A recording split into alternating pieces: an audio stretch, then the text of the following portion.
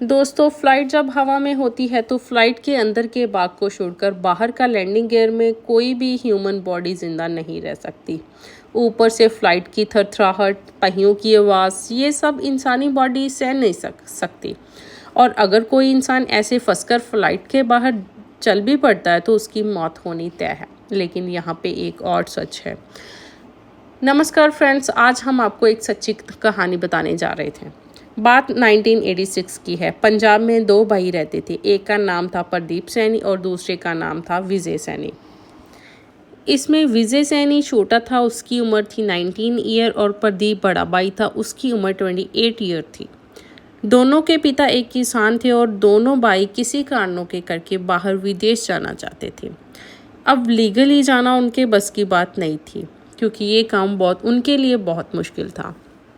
तो उन्होंने एक एजेंट ढूंढा जिसने उन्हें कहा कि आप सीधे रास्ते से तो लंदन नहीं जा सकते, लेकिन मैं तुम्हें सीक्रेट रास्ते से प्लेन के लगेज एरिया में अपनी सेटिंग के साथ बिठा दूंगा और तुम्हें लंदन एयरपोर्ट पर उतार लिया जाएगा। वो दोनों भाई इस बात के लिए राज़ी हो गए, लेकिन वो एजेंट बात टालता गया और दिन बीतते गए और उनके जाने का कोई जुगाड़ वो एजेंट नहीं कर पाया। यहाँ दोनों भाई परेशान थे। वो किसी ना किसी तरीके से बाहर जाना चाहते थे। अब वो सोचते थे बाहर जाएं तो कैसे जाएं। दोस्तों, यहाँ से शुरू होती है एक असली कहानी। ये दोनों भाई सोचते थे कि बात तो बन नहीं रही, चलो खुद से ही कोशिश कर लेते हैं, और खुद अपने बल पर लंदन चले जाते हैं। इस निश्चय के बाद ये दोनों भाई पंजाब से दिल्ली आ जाते हैं और ये दोनों भाई इंदिरा गांधी एयरपोर्ट के चक्कर काटने लगते हैं। साल था सितंबर 1986। ये दोनों भाई थोड़ा बहुत पढ़े लिखे भी थे। दोनों भाई आसपास की इंफॉर्मेशन कलेक्ट करने लगे। वो जानने लगे कि कौन कहाँ पर तैनात है और पुलिस का कहाँ कहाँ पर लगी हुई है और एयरपोर्ट के अंदर जाने का क्या क्या रास्ता है। अब दोस्तों, सीधी सीधी सी बात है कि मेन डोर से तो अंदर नहीं जा सकते थे, इसलिए उन्होंने एयरपोर्ट के पूरे कंपाउंड को समझा और ये जान लिया कि एयरपोर्ट बहुत बड़ा है एंड इसकी दीवारें बहुत दूर दूर तक फैली हुई, और ये भी जान लिया कि ये जगह सुनसान जगह है, यहाँ पर कोई ज़्यादा आता जाता नहीं है। फाइनली अक्टूबर 96 में एक महीने की रेकी करने के बाद ये दोनों भाई एयरपोर्ट के अंदर घुसने का रास्ता ढूंढ लेते हैं। इसके साथ ही ये दोनों भाई लंदन जाने वाली कितनी फ़्लाइट्स हैं, कौन कौन से टाइम पे जाती हैं, ये भी पता लगाते हैं। अभी ये दोनों भाई एयरपोर्ट के अंदर दाखिल होने के बाद एयरपोर्ट के रनवे पे चले जाते हैं। यहाँ प्लेन टेक ऑफ करने से पहले थोड़ी देर खड़ा रहता है और इसके बाद ये दोनों भाई लोगों और सिक्योरिटी की नज़रों से बचकर प्लेन के लैंडिंग गियर के बीच बैठ जाते हैं। प्लेन के लैंडिंग गियर दरअसल थोड़ा सा बड़ा होता है, उसमें टायर के फोल्ड होने के बाद भी एक आदमी इसमें बैठ सकता है, और इसे ही एक लैंडिंग गियर में बड़ा भाई प्रदीप अपने आप को छुपा लेता है, दूसरे में विजय कुमार अपने आप को छुपा लेता है। दरअसल बैठने से पहले ही इन दोनों भाइयों ने पूरी इन्फॉर्मेशन इकट्ठी कर रखी थी। इन्होंने वेट किया प्लेन के उठने का, लगेज वगैरह पैक होने का। ये दोनों लड़के, एक 23 साल का, एक 19 साल का, वो लंदन पहुंचेंगे या नहीं पहुंचेंगे, या पहुंचेंगे तो किस हाल में पहुंचेंगे, ये उनको पता नहीं था। कुछ टाइम बाद फ़्लाइट एक निश्चित हाइट पा लेती है और पहिए अंदर को ले लिए जाते हैं और लैंडिंग गियर बंद कर दिए जाते हैं। और दोस्तों, ये बहुत ही ख़तरनाक मंजर होता है। या पहिए हिलते हैं तो पहियों के अंदर जाते हैं तो भूचाल सा महसूस होता है, और फ्लाइट के हाइट पकड़ने के बाद टेम्परेचर से और हवाओं से लड़ने का तो एक अलग ही बात हो जाती है। Flight 800 to 900 kilometre per hour की स्पीड से चलती है और हवाएं कान फाड़ देने वाली होती हैं। ये दोनों भाई टेक ऑफ करते ही बहुत डर गए थे। नज़ारा बहुत ही ज़्यादा भयंकर था। आवाज़ इतनी के कान फट जाएं और धीरे धीरे फ़्लाइट 1000 से 1100 फीट की ऊंचाई पकड़ लेती है। यहाँ पे ऑक्सीजन नहीं ना के बराबर, और टेम्परेचर -50 टू -55 डिग्री सेल्सियस होता है। इस हालात में किसी भी इंसान का ज़िंदा रहना नामुमकिन सा लगता है। वहीं लंदन के सफ़र करीब दिल्ली से 9 to 9:30 आवर्स का होता है। और आप 9.5 घंटों के बाद प्लेन लंदन की हीथ्रो एयरपोर्ट पे लैंड करता है। फ़्लाइट लैंड करते ही वहाँ पर सबसे पहले लगेज कलेक्ट करने वाली टीम का एक मेंबर पहुँचता है।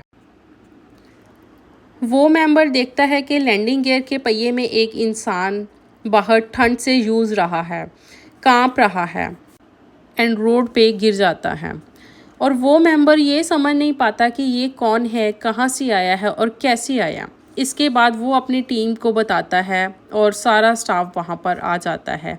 पुलिस, डॉक्टर, एम्बुलेंस सब आ जाते हैं एंड एम्बुलेंस से उस लड़के को लंदन के हॉस्पिटल पे लेके जाया जाता है और लंदन के हॉस्पिटल पे उसका फर्स्ट एड ट्रीटमेंट किया जाता है। सांस चल रही होती है लेकिन उनकी बॉडी शिवरिंग करती है और वो बेहोशी की हालत में होता है। हॉस्पिटल में डॉक्टर परेशान थे कि लड़का कहाँ से आया है एंड कैसे रनवे पे कैसे मिला। लंदन में डॉक्टर उसे लगातार बचाने की कोशिश करते हैं। धीरे धीरे वो रिकवरी करता है एंड एक दिन वो होश में आ जाता है। होश में आने के बाद प्रदीप सबसे पहले सवाल पूछता है कि मेरा भाई कहाँ है। अब दोस्तों यहाँ समझने वाली ये बात है कि उस दिन रनवे पे एक ही लड़का मिला था जो कि प्रदीप था, बड़ा भाई। यहाँ पे विजय सैनी किसी को नहीं मिला था। डॉक्टर, पुलिस एंड स्टाफ फिर से परेशान हो जाते हैं कि ये किसकी बात कर रहा है। अब प्रदीप बातचीत करने की हालत में आ गया था तो डॉक्टर पुलिस को बुलाते हैं। पुलिस प्रदीप से पूछती है आखिर उसके साथ क्या हुआ और प्रदीप एक ही बात बोलता है कि मेरा भाई कहाँ है, मुझे उससे मिलना है। पुलिस एंड डॉक्टर ये कहते हैं कि हमें आपका भाई कहीं नहीं मिला था। तो फिर प्रदीप बताता है कि कैसे वो अपने भाई के साथ पंजाब से लंदन प्लेन के लैंडिंग गियर में शिप कर आया था। प्रदीप कहता है कि हम दो भाई अलग अलग लैंडिंग गियर में बैठकर आए थे। वहाँ शोर इतना था कि मुझे कुछ भी सुनाई नहीं देता था। मुझे लगा कि मेरे कान के पर्दे फट गए हों। जोर जोर से झटके लग रहे थे, मानो पूरी बॉडी टूट जाएगी। फिर भी मैंने अपने आप को वहाँ सेट करके रखा था, लेकिन मैं अपने भाई के बारे में चिंतित था कि उसके साथ क्या होगा। और इसके बाद बहुत ठंडी लगने लगी। मुझे कुछ समझ नहीं आ रहा था कि क्या करना है और फिर मेरी बॉडी सुन्न हो गई और उसके बाद मुझे नहीं पता कि मेरे साथ क्या हुआ। अब आप लोग मुझे बताइए कि मेरे भाई के साथ क्या हुआ। दोस्तों उस दिन पुलिस एंड डॉक्टर प्रदीप को कुछ नहीं बता पाए, लेकिन अगले ही दिन उनको एक खबर मिलती है कि लंदन के रिचमंड इलाके में एक डेड बॉडी पड़ी है। इसके बाद प्रदीप को उसकी फ़ोटो दिखाई जाती है और प्रदीप उसे पहचान लेता था कि ये तो मेरा भाई है। वो फूट फूट कर रोने लगता है। उसे अपनी ज़िंदगी का सबसे बड़ा अफसोस हो रहा होता है। पोस्टमार्टम के रिपोर्ट में पता चलता है कि प्रदीप के छोटे भाई विजय की मौत ऑक्सीजन की कमी के कारण एंड ठंड के कारण हुई थी। और जब लोगों को प्रदीप की बात पर विश्वास होता है और पता चलता है कि कैसे दो भाई इंडिया से लंदन के लिए प्लेन की लैंडिंग गियर में बैठकर निकले थे और कैसे उनमें से एक भाई बच गया, तो किसी को इस बात पर यकीन नहीं होता है। इस बात पर एक रिसर्च टीम ने रिसर्च किया और ये कहा कि प्रदीप के बचने की उम्मीद तो नहीं थी, लेकिन कुछ वजह जिसके कारण वो इस हालात में बच गया। डॉक्टर और रिसर्च टीम के प्रदीप का बचना एक चमत्कार था, लेकिन ये चमत्कार हुआ कैसे, इसके पीछे 3 कारण थे। पहला कारण था प्रदीप की बॉडी का रिएक्ट करना बंद हो जाना। जी हाँ, प्रदीप की बॉडी इस विपरीत हालात में इतना सहम गई कि उसने रिएक्ट करना ही बंद कर दिया था।